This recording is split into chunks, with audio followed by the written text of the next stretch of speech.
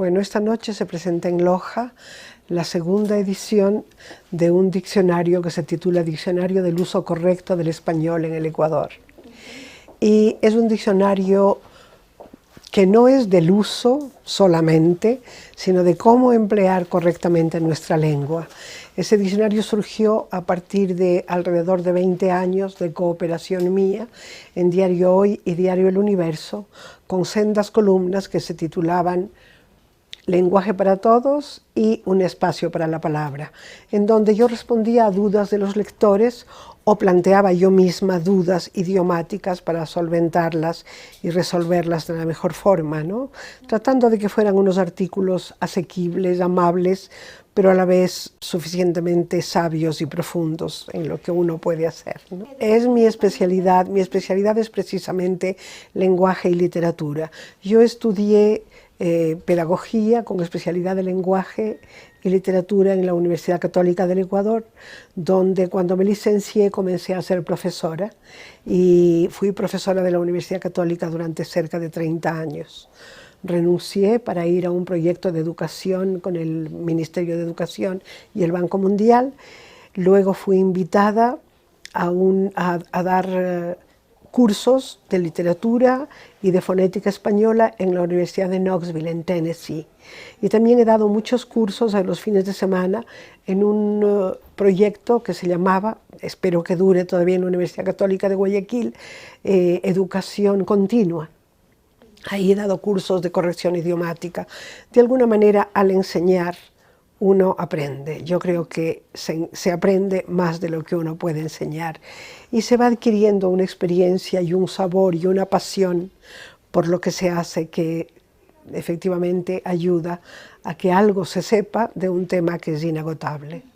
Esta obra está dirigida a todos los ecuatorianos, estudiantes desde el segundo curso de bachillerato, me atrevería yo a decir, a profesores universitarios, estudiantes universitarios, porque lamentablemente en el Ecuador cometemos muchísimas faltas en el uso de la lengua, faltas de sintaxis, faltas de ortografía, faltas de concordancia.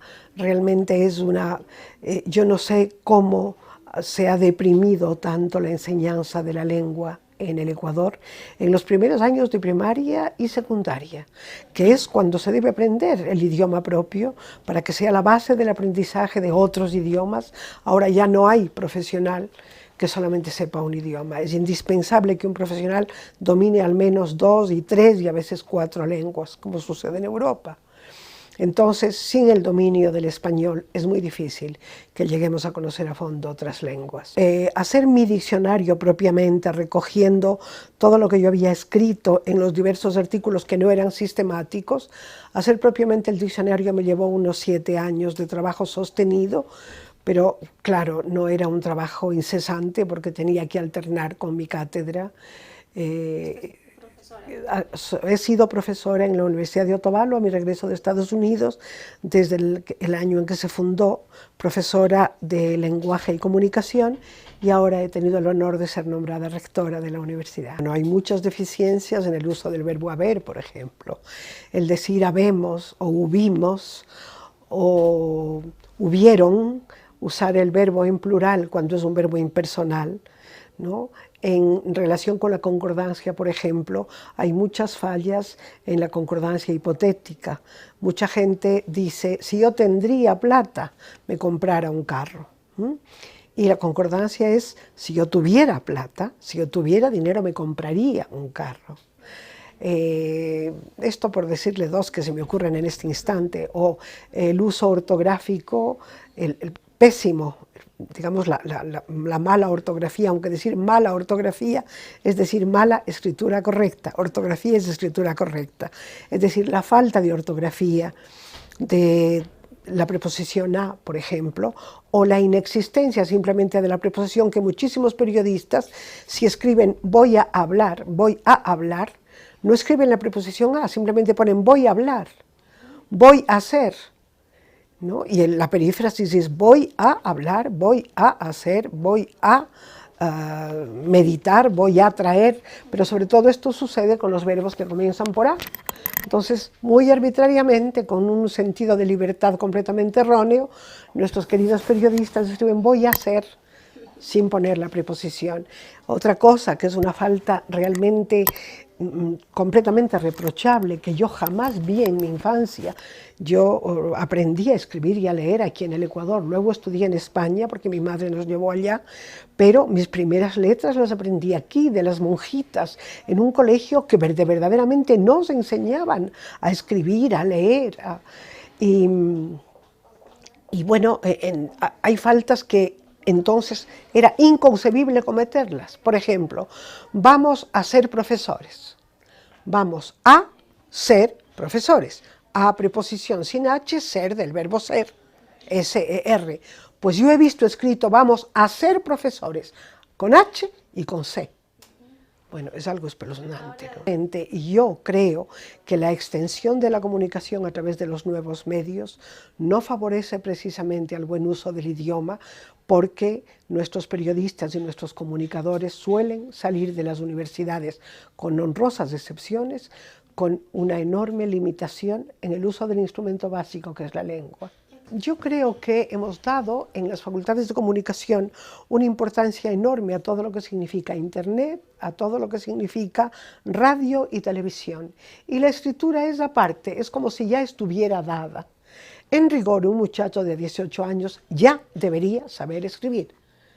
Es decir, una niña en otros países, una niña de 10 años, sabe escribir, sabe conjugar los verbos, domina su lengua.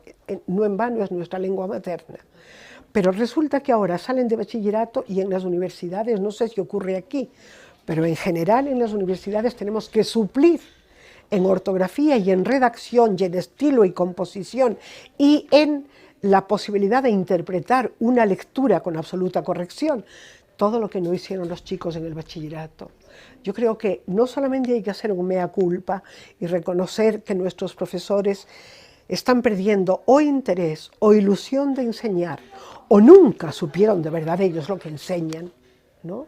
Hay que reconocer que hay una enorme falencia en profesores, en el entusiasmo que tienen que poner en su enseñanza, y bueno, esto lo estamos pagando todos. Comparativamente con lo que pasaba hace 40 años, la educación ecuatoriana ha disminuido muchísimo. Y hay que sonreír un poco cuando soñamos en que los medios, el uso de Internet, ya dieron 10 computadoras a las escuelas. ¿Qué sacamos con las 10 computadoras si nuestros niños no saben escribir? Si nuestros niños no saben leer, si al leer no entienden lo que leen, si además la lectura a la que incita la computadora es siempre una lectura resumida, corta y limitada. Entonces estamos eliminando el libro en pro de ¿qué? Casi de la copia. Incluso en las universidades, en las investigaciones, los muchachitos y las muchachas lo que hacen es trasladar artículos de Internet y ponerlos prácticamente como si fuera de su autoría. Entonces, realmente me da mucha pena hacer un diagnóstico tan negativo, pero hay que decirlo. Esta obra es, como su título lo indica, un diccionario. Es decir, en orden alfabético vienen aquellas palabras y aquellos casos en los cuales hay dificultad de expresión, de significado, usamos una palabra en un significado que no le corresponde, o usamos ecuatorianismos, que no tiene por qué ser malo ni incorrecto, pero muchas veces los usamos también en un sentido que no está aceptado por la Real Academia o que no se comprende correctamente.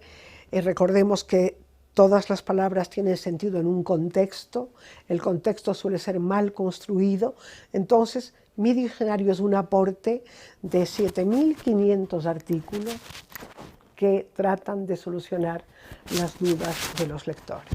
Ayudar a que, primero a que duden, porque no hay nada peor que la ignorancia satisfecha. Y en este mundo somos, la mayor parte de nosotros, ignorantes satisfechos. Todos ignoramos. Todos deberíamos querer aprender más, todos. No hay nadie que no ignore algo, evidentemente, ¿no? Ya lo decía Sócrates hace 24 siglos, lo único que sabemos es que no sabemos, o que sabemos muy poco. Pero nos hemos acostumbrado a no dudar. También ese era un principio griego de la filosofía. El principio del conocimiento es la duda. Entonces, si no dudamos, si no preguntamos, es aquello de, yo siempre recuerdo, una señorita va a hacer una entrevista para un trabajo para ser secretaria del gerente. Y bueno, encantados con la entrevista, ya estaba prácticamente contratada y el gerente le pregunta, bueno señorita, ¿qué quisiera usted tener para atender? ¿Qué le puedo dar? Aquí tiene usted su despacho. Ella le dice, quisiera por favor un diccionario de la Real Academia, un diccionario de la lengua. Y el jefe le dice, si usted necesita un diccionario es que no sabe escribir. Siento mucho, no lo podemos contratar. O sea, realmente eso es, si no hubiera sucedido y yo lo supiera de buena fuente, parecería mentira. O sea, precisamente la necesidad de un diccionario avala en relación con su ansia de dominio de la lengua que uno nunca agota el instrumento, nunca agota las posibilidades de aquello con que trabaja, mucho menos las posibilidades de expresión.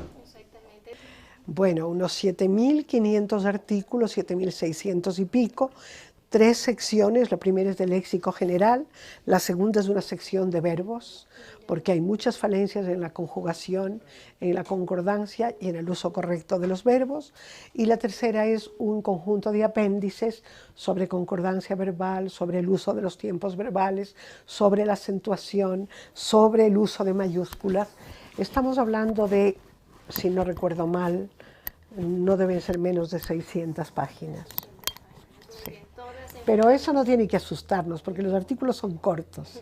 Esta tarde a las 7 de la noche, bueno, me encantaría tener, alguna vez venido a este mismo lugar, a esta misma preciosa universidad, donde alguna vez intervine también con mi colega académico Fausto Aguirre, que entiendo que es la persona que va a presentar esta noche mi obra, y no sé cuál era su pregunta, discúlpeme. La invitación para que la gente pueda... Entonces fui muy bien acogida, con mucho aprecio, porque en Loja había mucha gente que leía mis artículos sobre el lenguaje del diario de Guayaquil, del Universo. Entonces hubo inclusive alguien que me mostró la colección de los artículos que, por cierto, yo no tengo. En ese entonces no escribíamos en computadora todavía, ¿no? Y fui recibida con mucho aprecio.